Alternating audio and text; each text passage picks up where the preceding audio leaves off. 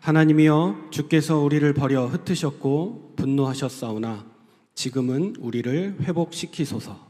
주께서 땅을 진동시키사 갈라지게 하셨사오니 그 틈을 기우소서. 땅이 흔들림이니이다. 주께서 주의 백성에게 어려움을 보이시고 비틀거리게 하는 포도주를 우리에게 마시게 하셨나이다. 주를 경외하는 자에게 깃발을 주시고 진리를 위하여 달게 하셨나이다. 아멘. 오늘 하나님의 말씀 제목은 진리의 깃발입니다. 말씀을 통해서 우리에게 주시는 하나님의 언약을 붙잡고 승리하는 저와 여러분 되길 바랍니다. 시편 60편의 말씀은 그 배경이 있습니다. 마찬가지로 시편에 다윗이 이런 시들을 기록한 상황과 환경들이 있는데요. 오늘 같은 경우는 단순하다고 할 수도 있지만 또 나름 복잡합니다. 어떤 상황이냐? 그 이스라엘의 주변에 아람 나하라임이라고 하는 나라와 또 아람 소바라는 나라들이 인접한 국경에 있는 지역이기 때문에 호시탐탐 이스라엘을 노리고 공격해 왔습니다. 그 상황 가운데 다윗과 싸웠을 때 다윗이 승리하면 좋겠는데 패배해서 물러나야 되는 상황이 됐고, 그러고 있는데 그 상황 가운데 또 에돔이 쳐들어오는 겁니다. 그래서 여기 가서 한 대 맞고 저기 가서 또 한 대 더 맞아야 되는 이런 상황이니까 다윗의 마음이 착잡하고 힘들었을 것입니다. 그 전쟁을 하는 장수 입장에서 패배했다, 사실상 아무 의미가 없는 거거든요. 밥 먹는데 밥맛도 없고 사람 만나도 할 말도 없고 힘이 그냥 쭉 빠져 있는 상태인데 또 쳐들어오는 겁니다.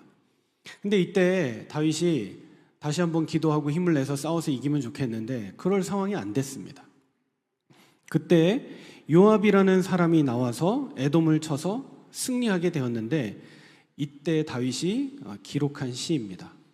나는 싸워서 지고 또 여기서 졌으니까 하나님 좀 위로해 주시면 좋겠는데 저기 가서도 얻어맞고, 정신을 못 차리고 있는 그때 엉뚱한 요압이라는 사람이 나와서 승리하게 되었다.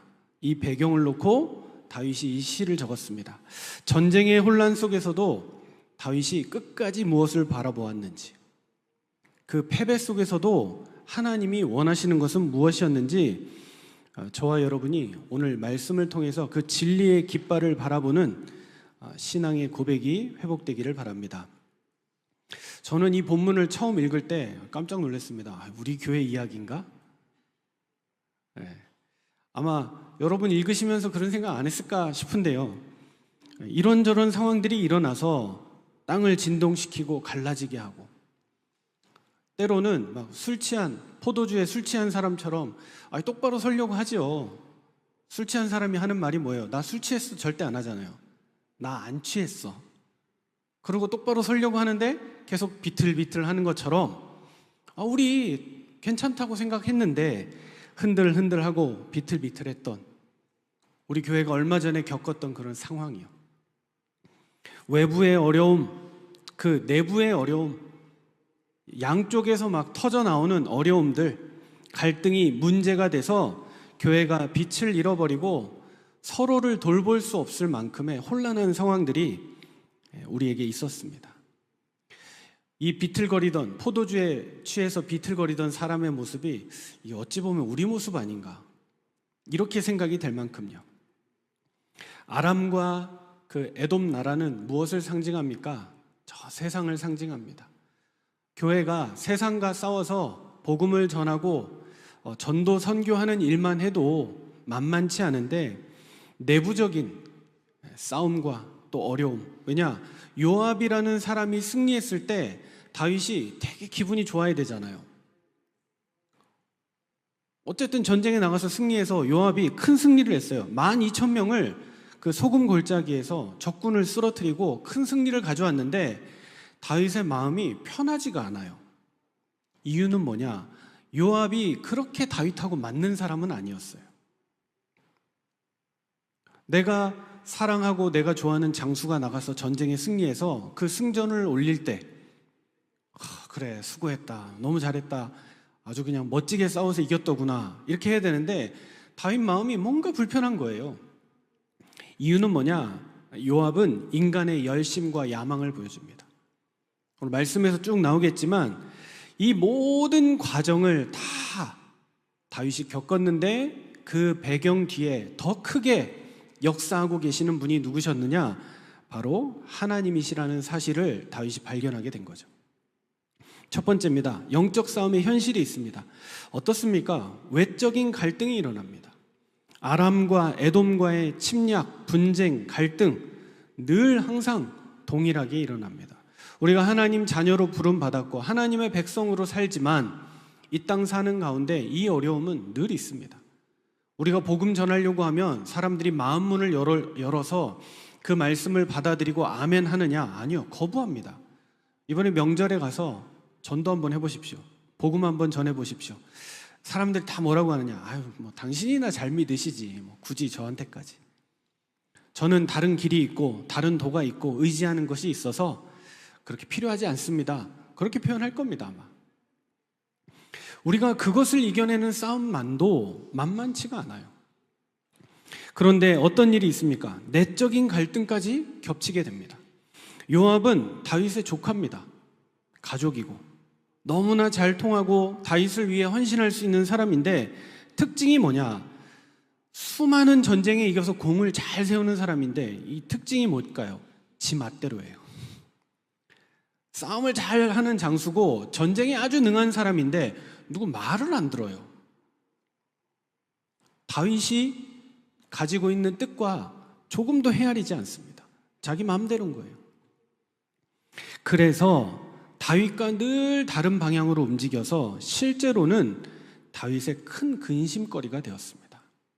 우리 이런 일들 보게 되잖아요. 나하고 안 맞는 사람은 잘 돼. 그 사람이 하는 일은 맞아. 근데 내가 하는 건 잘 안 되고 내가 원하는 건 일이 잘 안 풀리는. 속상하죠. 내가 하나님의 응답을 받고 은혜를 받아서 좀 다른 사람들한테 나누고 내가 등도 두드리고 격려도 하고 이럴 수 있으면 좋겠는데 나는 힘든데 오히려 나하고 좀 반대 지점에 서 있는 사람, 저 사람은 전쟁도 잘하고 싸움도 잘하지만 실제로 하나님의 뜻을 따르는 사람은 아닌데. 요압이 뭘 상징하느냐? 그 인본주의를 상징합니다. 인간의 열심과 야망, 사람의 의지. 뭐 실력 있으면 되지 뭐. 실력 있는 사람들은 사람 의식 잘 안 하거든요. 내 능력, 내 힘으로 사는데. 직장에서도 그렇잖아요. 실적 좋은 사람은 누구 눈치 잘 안 봐요. 자기가 대단하니까.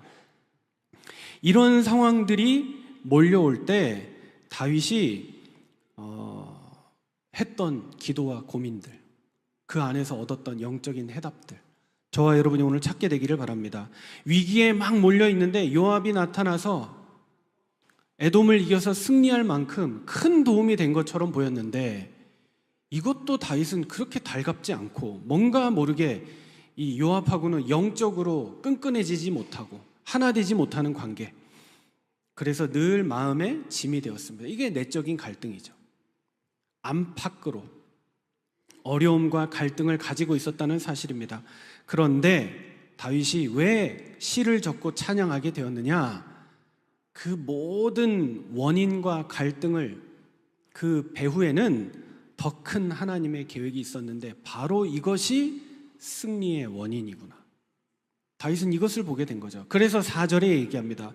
주를 경외하는 자에게 깃발을 주시고 진리를 위하여 달게 하셨다. 여러분, 다윗은 그냥 생긴 인물이 아니죠. 다윗 주변에 정말로 다양한 사람들이 많았습니다.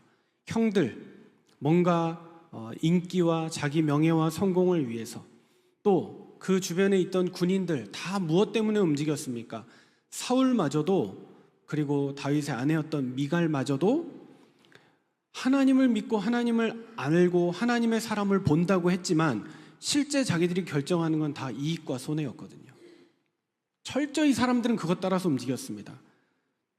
거의 다 사람들 뭐라 그랬냐? 하나님 다 좋은데 그리고도 찾는 게 내 자리가 어디냐? 내가 이 왕위를 계속 할 수 있느냐 없느냐?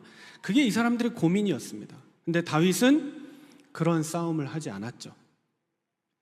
오히려 그렇게 하지 않았기 때문에 하나님이 주시는 응답과 승리를 얻게 되었고, 가장 힘들고 어렵고 곤고한 자리 속에서도 하나님의 응답과 증거를 누린 다윗의 고백이 내가 잘해서 승리하는 것이 아니고 전쟁과 승리는 하나님께 속한 것이다.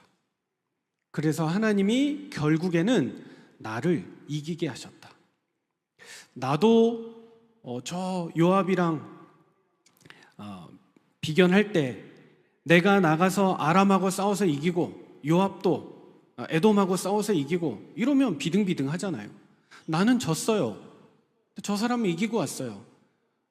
왕궁의 분위기가 싹 바뀌었을 겁니다.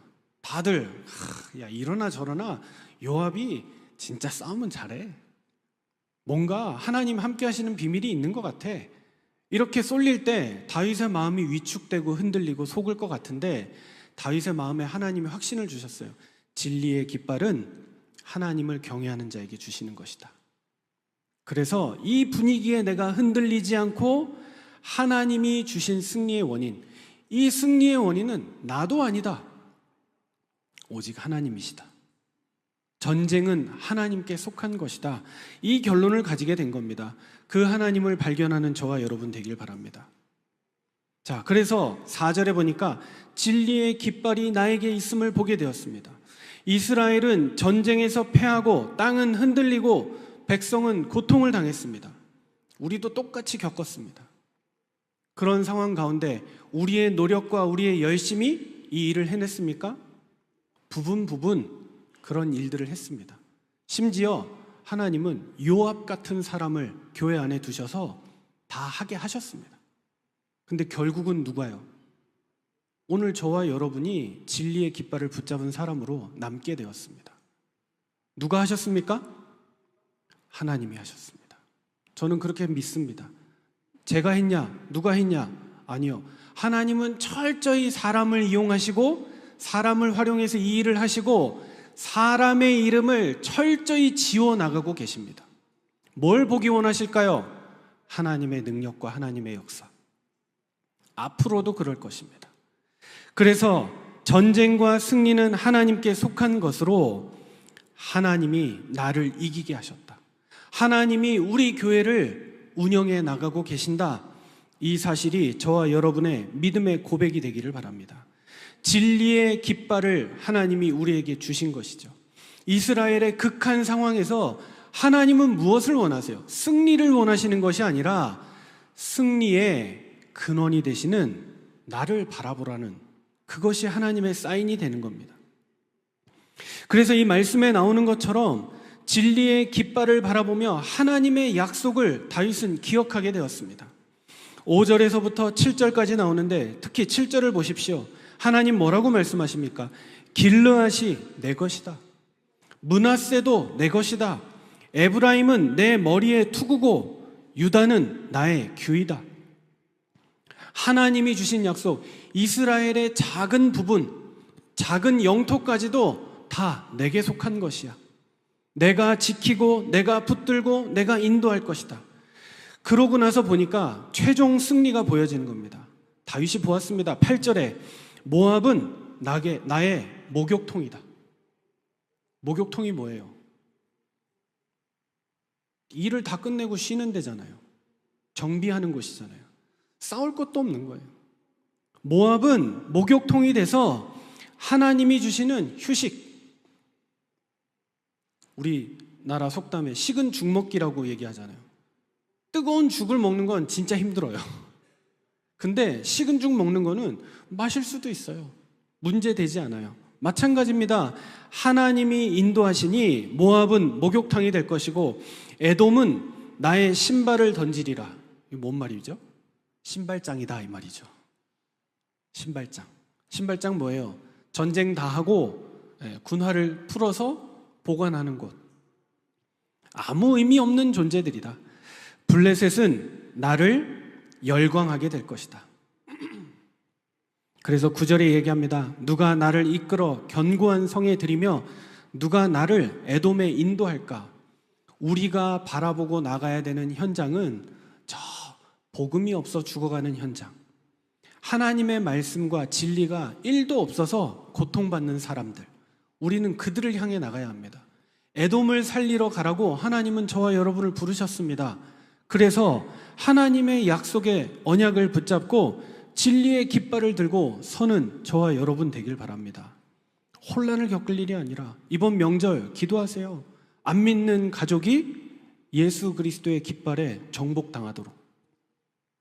우리가 막 싸워서 하는 게 아니라 하나님이 이 전쟁을 주관하고 계시니 가문의 우상과 흑암과 불신앙과 반대로 믿음과 기도와 영적인 축복의 싸움이 이번 명절에 있을 것인데, 특히 우리나라는 강하게 있을 것인데, 이 시간표 가운데 하나님의 진리의 깃발이 우뚝 세워지는 명절이 되게 하옵소서. 저와 여러분이 기도해야 될 제목이죠. 마침 이 말씀 준비하다 보니까 10월 1일 국군의 날이에요. 저 아침에 그래서 윤재 생각이 많이 났어요. 군 현장에 그리스도의 깃발을 들고 서 있는 하나님의 사람인데, 이 한 사람을 통해서 얼마든지 군부대 안에 복음의 능력이 나타날 수 있는데, 여러분 많은 사람도 필요 없어요. 한 사람만 믿으면 하나님의 역사가 시작되는 것을 믿으시기 바랍니다. 자꾸 우리가 하나님 덜 바라보고 진리의 깃발을 제대로 보지 못하니까 사람 쳐다보는 거지, 아니요.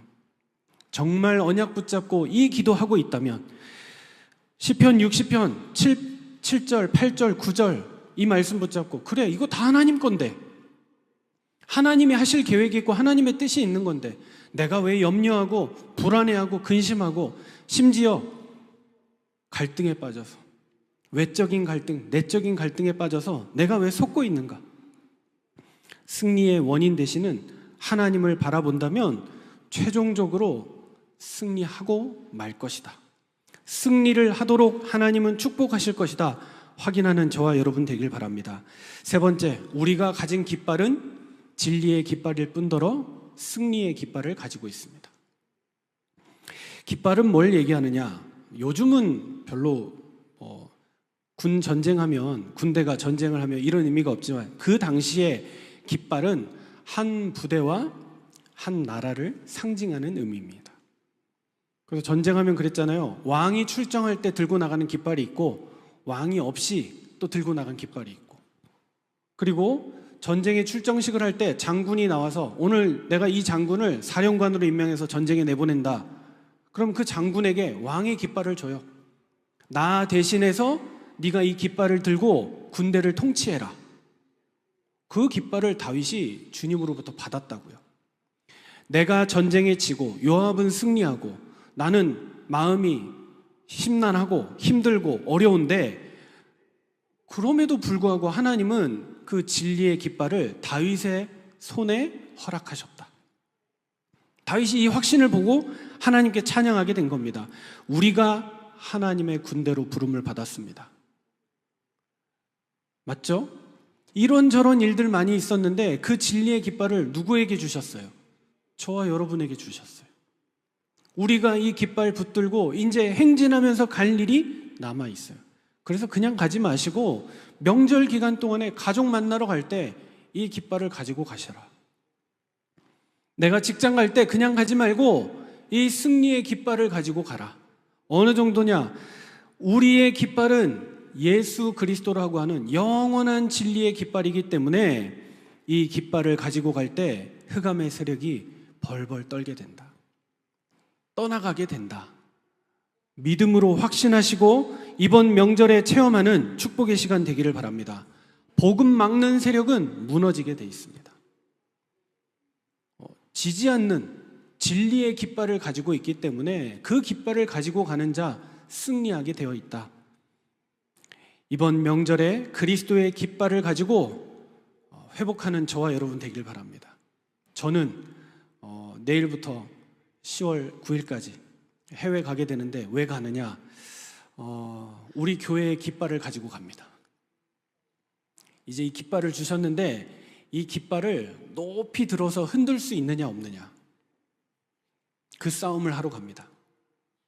가서 하나님이 허락하신 새로운 이름과 새로운 교회, 새로운 사명을 가지고 저 세계 현장에 나가서 이제 우리도 당당하게 교회 이름 얘기하고 우리 교회 소속을 얘기하고 우리 교회의 정체성을 설명할 수 있는 그 일을 놓고 저는 깃발 가지고 갑니다.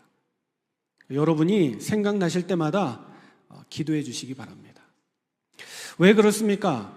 전투 중인 병사에게 깃발은 내가 속한 곳을 말해요.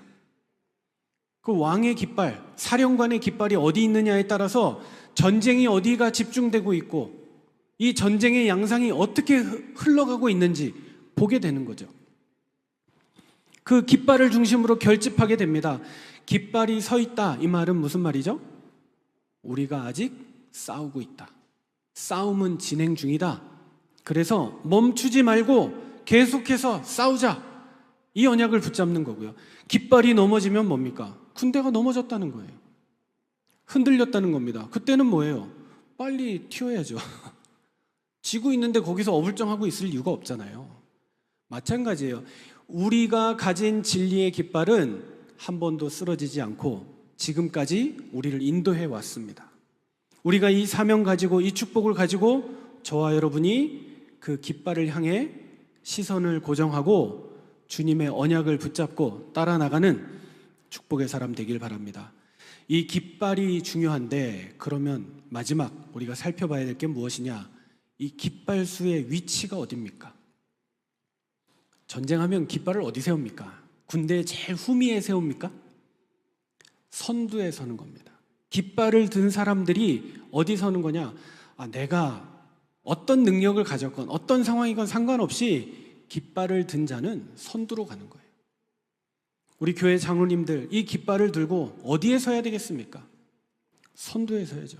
교역자들 어디에 서야 되겠습니까? 뒤에 물러나서 팔짱 끼고 관망하고 아니요. 우리가 선두에 서야죠. 선두의 상황이 어때요? 예측이 불가능해요. 뒤에 있으면 앞에서 좀 밀리면 뒤에 사람들은 밀리고 있구나. 그 정보를 가지고 판단해서 얼마든지 대처가 가능한데 앞에 선 사람들은 변화무쌍해요.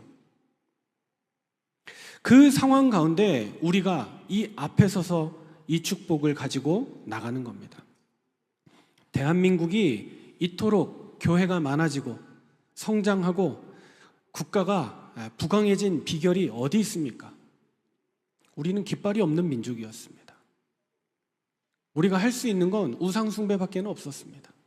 그래서 예전에 우리 어른들 그랬잖아요. 물 떠놓고 절하고 산 넘어가다가 나무 보고 절하고 돌 보고 절하고 그랬던 민족인데 깃발을 든 선교사들이 우리나라를 찾아왔습니다. 그들을 통해서 우리나라가 일어나기 시작했습니다. 그래서 저는 그 장면이 늘 기억나는데 양화진 선교사 묘역에 가면 그 박물관 있잖아요. 선교 박물관 제일 입구에 가면 문구가 하나 딱 써 있는데 뭐라고 써 있습니까? 하나님이 조선을 이처럼 사랑하사. 우리나라 민족이 왜 강하냐? 기질이 좋아서 아니요. 대한민국은요 하나님이 사랑하는 나라예요. 저 강대국 중국 있잖아요. 저 옆에서 이 조그마한 나라가 살아남았다는 게 참 신기한 거예요. 근데 그게 우리의 민족성 기질이 아니라 성경에 답이 있어요. 하나님이 조선을 이처럼 사랑하사. 하나님이 택하신 나라예요. 이유는요 전도와 선교하라고. 그래서 두려움 속에서도 깃발이 무너지면 다 무너진다는 마음으로 승리를 염원하며 저 서구에 아주 똑똑하고 실력 있고 배경이 있는 그런 젊은 선교사들이 자기 나라에서 월급 잘 받고 대우받으면서 인기를 누리면서 살 수 있는데 이 진짜 작은 나라, 풍토병이 심하고 사람들 기질이 강한 이 나라에 그 깃발을 들고 찾아왔습니다. 지금 어땠을까요? 그분들은 다 그 묘지에서 잠자고 있지만 그분들이 천국에서 이 조선의 땅을 바라보면서 대한민국을 바라보면서 어떤 마음일까요? 야, 하나님이 하셨구나. 진짜 100년 전에 깜깜무식하고 완전 고집 세고 새로운 거 이러면 배척하던 나라가 신기술을 가지고 세계를 살리는 나라로 하나님의 응답과 축복을 증거하는 축복의 나라로 바뀌었다는 것. 전 세계에 이런 기적이 없지 않습니까? 이 응답 가운데 있다는 것이 어마어마하게 큰 축복이 되는 것이죠. 반대로 그러면 한번 생각해 보겠습니다. 깃발을 든 자가 선두에 서는데 적군이 노리는 건 뭘까요? 저 후미를 노리는 게 아니라 깃발 든 자를 노립니다. 왜냐? 사기를 꺾기 위해서. 깃발이 무너지면 전쟁이 패배할 거니까. 다 흩어질 거니까. 그래서 앞에 선 자들, 아군의 사기를 쓰러뜨리기 위해서 계속 흑암 세력은 노립니다. 사단이 제일 싫어하는 게 뭡니까? 교회가 그리스도의 깃발 아래 하나 되는 것 가장 싫어합니다. 사단은 불화살을 쏘면서 공격한다고 합니다. 그 젊은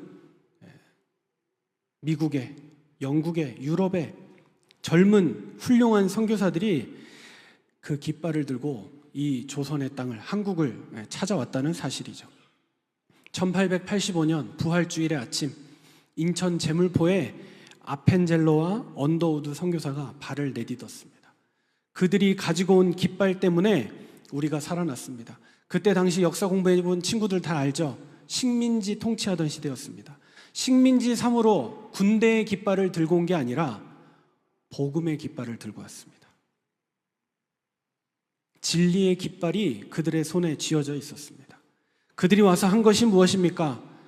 너무너무 열악하고 시급하니까 병원부터 세웠어요. 그게 진리의 깃발이에요. 그들이 이 나라를 개화시키기 위해서 학교부터 세웠습니다. 성경을 번역했습니다. 그들이 가지고 온 복음의 깃발로 말미암아 한국 교회가 세워지고 이것이 우리의 신앙의 유산이 되었습니다. 우리가 절대 잊지 말아야 되는 믿음의 교훈입니다. 그래서 마음에 뭘 붙잡아야 될까요? 영적 싸움의 현실은 우리의 깃발의 방향이에요. 외부도 아니고 내부도 아니고 우리는 깃발을 주시는 하나님을 바라보고 모든 전쟁을 이끌어 가시는 진리 대신 예수 그리스도만이 구원이라는 사실을 마음에 붙잡고 진리의 방향을 붙잡는 저와 여러분 되길 바랍니다. 그렇다면 우리는 두 번째로 진리의 깃발을 향해 결집해야 합니다. 깃발을 중심으로 흩어진 백성들, 군사들이 모여들듯이 복음의 깃발은 한국 교회, 그리고 하나님은 이제 우리 교회에 새롭게 허락하셨습니다. 우리가 이 깃발을 들고 하나 되어 진리의 깃발을 흔드는 그 은혜와 축복의 날을 상상하면서 시작해야 합니다. 왜냐? 우리의 깃발은 승리의 깃발이기 때문에. 깃발이 서 있다. 이 말은 아직도 싸움이 계속되고 있습니다. 이 흑암 세력은 한국 교회를 계속 흔들고 어렵게 할 것입니다. 우리 교회가 진리의 깃발을 붙들고 환난과 핍박 속에서도 승리를 확신하게 될 줄로 믿습니다. 말씀의 결론입니다. 지난주에 우리가 교회 이름 새롭게 통과했는데 저는 시편 60편 1절에서 4절 말씀 받고 약간 그런 생각하면 너무 내 해석이고 자의적이고 우리 방향인가 싶은데 여러분 객관적으로 생각하시기 바랍니다. 저는 어쩔 수 없이 교회 입장에 서야 되는 사람이니까 그렇다 치지만 한번 적용을 한번 해보십시오. 우리 교회에 새로운 이름을 주셨다. 이 말은 새로운 진리의 깃발을 가지고 이제 모든 성도가 하나 되어서 하나님께 감사와 영광을 올려드리고 새로운 시작을 도전해야 될 응답의 때가 왔다는 것이죠. 이제 새로운 이름 아래에서 옛 갈등과 흔들림은 넘어서서 새로운 사명과 정체성을 가지고 하나님이 원하시는 진리의 깃발을 높이 들고 이 깃발을 가지고 세상 속에서 당당히 복음 증거하고 승리하신 그리스도의 군사로 서는 저와 여러분 되어지기 바랍니다. 이거 말고는 다른 거 없습니다. 이제 이 이름 가지고 가는 곳마다 예수를 증거하고 신앙생활의 이유와 필요와 정당성을 꼭 얘기하고 우리가 그 응답과 축복을 회복해 나가는 하나님의 사람들 될 줄로 믿습니다. 기도하겠습니다. 살아계신 하나님, 전쟁과 승리는 여호와께 속한 줄로 믿습니다. 우리 인생의 싸움 속에서 진리의 깃발을 붙들게 하시고 승리의 깃발을 흔들게 하여 주옵소서. 교회 가정 현장에 복음의 깃발로 흑암 세력을 꺾게 하시고 오직 주님의 영광만 드러나게 하옵소서. 살아계신 그리스도 예수의 이름으로 기도하옵나이다. 아멘. 은혜로우신 하나님, 우리의 싸움과 우리의 가진 모든 것이 주께로부터 왔음을 고백하며 이 시간 하나님 앞에 헌금을 드립니다. 우리의 삶이 진리의 깃발 아래 모이듯 이 예물도 주의 나라와 복음을 위해 쓰임 받도록 주님 은혜를 부어 주옵소서. 흑암의 세력이 무너지고 교회와 성도가 회복되어지고 저 열방에 복음의 깃발이 세워지는 은혜가 임하도록 축복하여 주옵소서. 주 예수 그리스도의 은혜와 하나님의 사랑과 성령의 교통하심이 진리의 깃발을 들고 가정과 가문과 직장과 저 삶의 현장으로 나아가는 모든 주의 백성들 머리 위에 이제와 영원토록 함께 있을지어다. 아멘.